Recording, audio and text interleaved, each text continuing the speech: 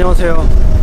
이번 시간에는 플러그인 리뷰 하나를 해볼까 합니다. 오늘 소개드릴 플러그인은 이제 M포인터라고 하는 플러그인이고요. M포인터는 쉽게 말하면은 이제 포인트를 잡는 플러그인이에요.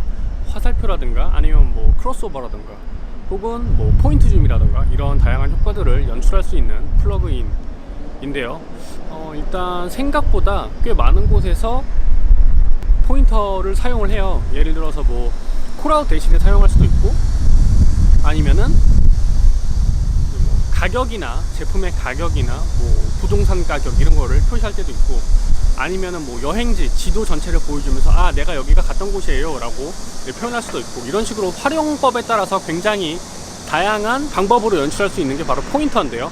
오늘 소개드릴 M포인터는 제가 앞서 말씀드린 다양한 환경, 상황에 사용하면 꽤 좋은 플러그인이라고 할 수 있습니다. 그럼 이제 본격적으로 파이널 컷 프로 플러그인 리뷰를 시작해 보도록 하겠습니다.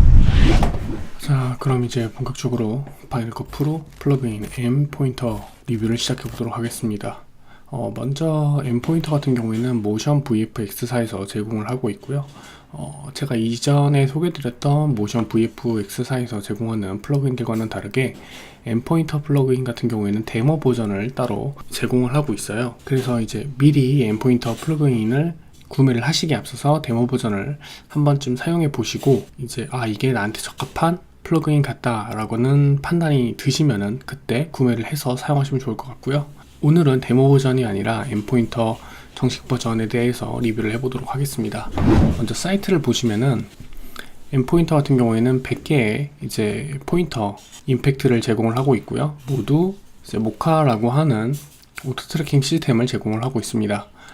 가격은 $69고요. 그리고 이렇게 쭉 내려보시면은 여기에는 튜토리얼 영상, 소개 영상이 나와 있기 때문에 한 번쯤 이렇게 살펴보시는 것도 좋을 것 같아요. 자, 조금 더 내려보면은 이제 뭐 간단한 소개들이 나와 있고, 사용법이라든가 이런 것들이 이제 간단하게 나와 있죠. 그리고 뭐 더 쭉쭉 내려보면은 이제 M포인터에서 제공하는 100개의 포인터, 그러니까 화살표 아이콘들이 나오는데, 일반적인 화살표부터 이제 뭐 타겟이 되는 커서, 크로스헤어 도 있고, 그리고 뭐 다양한 모양의 아이콘들을 제공을 하고 있습니다. 제가 이번 리뷰에서는 별도로 모든 아이콘들을 하나씩 플레이 해보진 않을 거예요. 해당 사이트 들어오시면은 이제 100개의 아이콘들을 하나하나씩 확인을 해볼 수가 있기 때문에, 그러니까 이 사이트에 들어오셔서 어떤 식으로 동작이 되는지 살펴보시면 될 것 같아요. 그리고 약간 다른 포인터들하고 약간 좀 다르다고 해야 되나, 특이점 같은 게 하나 보이는데, 줌 포인터를 제공을 해요. 이거는 제가 플러그인 리뷰를 들어가면서 조금 더 구체적으로 살펴보도록 하겠습니다. 이 정도 해서 M포인터 플러그인에 대한 사이트 뷰를 마치도록 하겠고요. 본격적으로 파이널 컷 프로 내부에 들어가서 M포인터를 한번 살펴보도록 할게요. 그럼 이제 본격적으로 파이널 컷 프로 내에서 M포인터 리뷰를 한번 진행을 해보도록 하겠습니다. 먼저 오늘 소개드리는 M포인터 같은 경우에는 이제 장점을 저는 크게 세 가지로 봐요. 앞서 홈페이지에서도 보셨겠지만 정말 다양한 모양과 형태의 포인터를 제공을 하고요. 두 번째 장점으로는 이 줌 포인터를 좀 제공을 한다는 거죠. 그리고 마지막 세 번째는 트래킹 시스템을 적용을 했기 때문에 동영상에서 특정 피사체가 움직이는 흐름에 맞춰서 포인터들도 같이 쭉 따라서 움직일 수 있다는 것입니다. 첫 번째 장점 같은 경우에는 제가 앞선 홈페이지를 통해서 설명을 드렸고, 제가 추가로 뭐 이 포인터들의 모든 종류를 하나하나 빌드인 빌드아웃 되는 모습을 보여드리진 않을 겁니다. 사이트에서 보시는 게 더 간편하고 빠르실 수 있을 테니까, 제 영상에서는 이게 어떻게 적용되고 설정 값을 뭐 어떻게 줄 수 있는지, 그리고 제가 말씀드린 다른 장점들 두 가지의 포인트를 두셔서 보시면 좋을 것 같아요. 자, 그러면은 먼저 가장 좀 대중적으로 많이 쓰는 화살표, 요걸로 예를 한번 들어볼게요. 자, 일단 이렇게 화면에 소환을 하시면 아이콘 모양이, 그러니까 포인터 모양이 보이고 캡션이라고 하는 영역이 보입니다. 이 캡션은 사용자가 설정을 할 수가 있어요. 예를 들어서 저는 이게 케이블카라고 적어 놓을게요. 케이블카. 물론 캡션은 끄고 켤 수 있고요. 자, 케이블카라고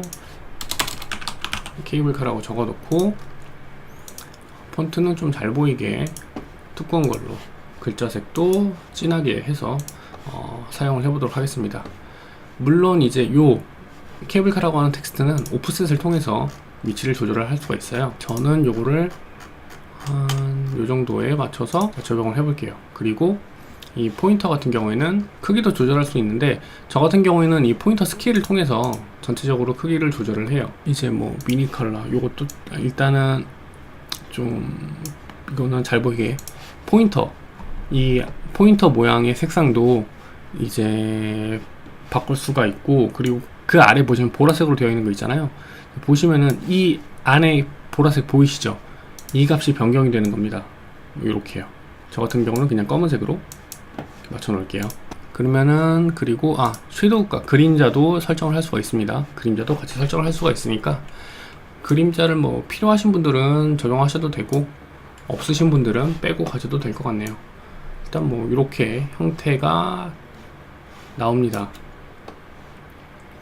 자, 이런 식으로 좀 비교적 다양한 값들을 설정할 수가 있는데, 뭐 이거 외에도 요거 같은 크로스에어 요 부분도 캡션, 스케일, 뭐 색상, 이것도 뭐 센터 색상 이렇게 조절할 수가 있고, 이제 요게 흘러가면서 보이게 되는 이 초반 색상 ADD 컬러 역시 뭐 이런 식으로 변화를 줄 수가 있고요.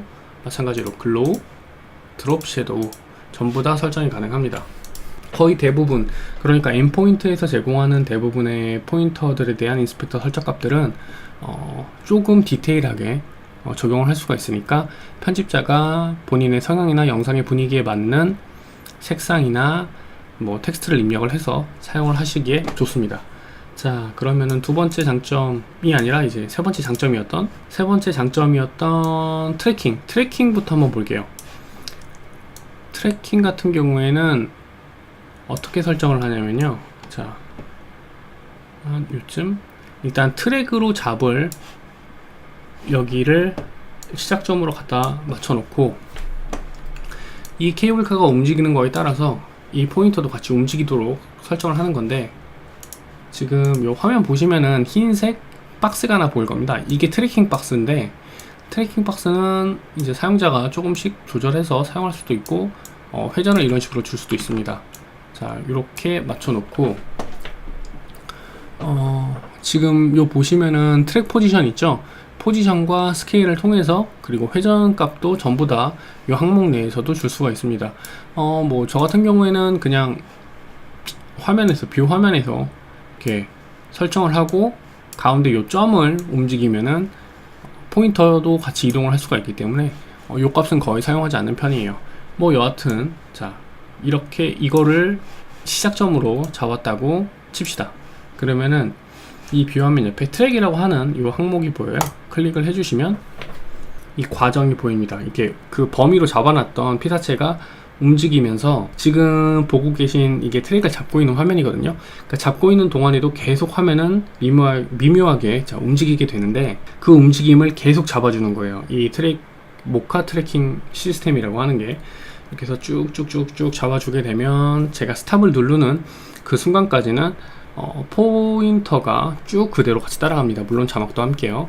이게 뭐 컴퓨터의 성능에 따라 속도가 더 빨라질 수도 있고 느려질 수도 있는데, 저 같은 경우에는 이렇게 제가 사용하고 있는 맥 성능 자체가 그렇게 막 뛰어난 편은 아니기 때문에 다소 시간이 걸리는 편입니다. 어쨌거나 샘플 영상이기 때문에 한 요 정도에서 스탑을 한번 눌러볼게요. 그럼 어떻게 되느냐 하면은, 보이시죠? 이렇게 케이블카가 움직일 때마다 같이 쭉 따라갑니다. 어느 순간 딱 멈추잖아요. 이게 제가 아까 전에 말씀드렸던 트래킹을 스탑을 눌렀을 때 이렇게 같이 멈추게 됩니다. 만약에 영상 끝까지 이 케이블카가 사라질 때까지 쭉 같이 따라가게 하고 싶다 라고 한다면, 모카 트래킹 시스템이 잡을 때까지 유지를 해주시면 되는 거고요.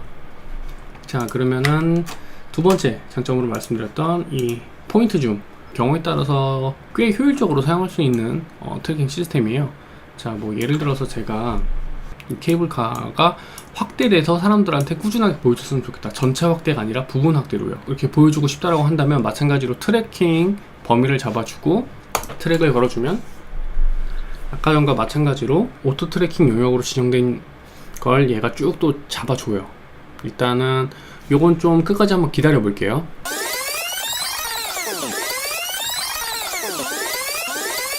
자, 그러면은 이제 부분 줌, 포인터 줌이 어떤 식으로 적용이 되었는지, 트래킹은 어떻게 적용이 되었는지 한번 살펴보도록 할게요. 플레이를 누르면 이렇게 뜨고 쭉 이게 같이 따라가죠. 보시면 아시겠지만 줌, 그러니까 포인터 줌 역시 끝까지 확대가 됩니다. 쭉 같이 확대가 돼요. 따라가면서 트래킹을 먹으면서요. 그러니까 개인적으로 평가를 해보자면 꽤 괜찮은 플러그인이라고 생각이 들어요. 예상 외로 이 포인터를 사용하시는 분들이 많거든요. 특히 광고 쪽 영상에는요.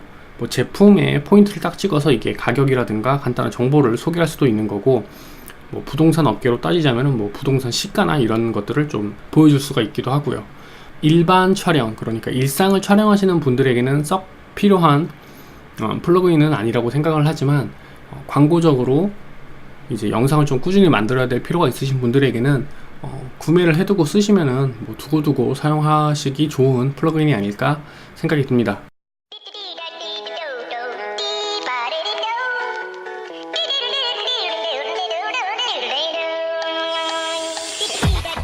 이것으로 오늘의 파이널 컷 프로 강좌 마치도록 할게요. 감사합니다.